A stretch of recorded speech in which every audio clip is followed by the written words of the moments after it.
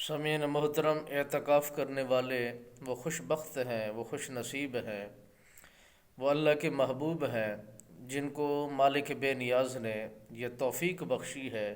کہ ان کو اپنے گھر میں 10 دنوں کا مہمان بنا دیا۔ اور اعتکاف کرنے والا وہ خوش بخت،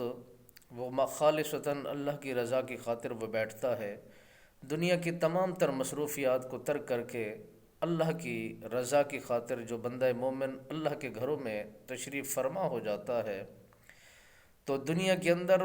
جو معاملات میں زندگی کو بسر کرتے ہوئے جو نیکیاں ہوتی ہیں، مثلاً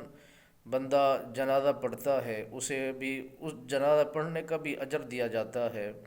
اگر کسی کے ساتھ ہمدردی کرتا ہے اس کا بھی اجر دیا جاتا ہے، اگر کسی کی دعوت پر وہ شریک ہوتا ہے تو اس کا بھی اجر دیا جاتا ہے۔ مگر جب بندہ مومن اعتکاف میں بیٹھ جائے، اللہ کے گھروں میں 10 دنوں کا اعتکاف کر لے، نفلی عبادت بھی ہوتا ہے، مستحب بھی ہوتا ہے، سنت موقدہ بھی ہے۔ یہ 10 دنوں کا سنت موقدہ اعتکاف ہے،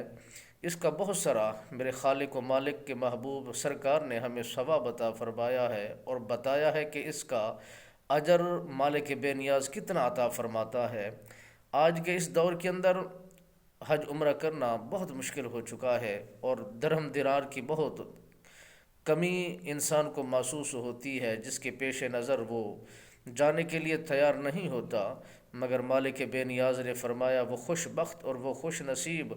جو کوشش کرتے ہیں اور چاہتے ہیں کہ ہم اللہ کے گھر کو، مالک بے نیاز کے محبوب گھر کو ہم دیکھیں، تو ان کے لیے آسانیاں پیدا کی گئی ہیں، ان کو بہترین خوشخبری کا اعلان سنایا گیا ہے۔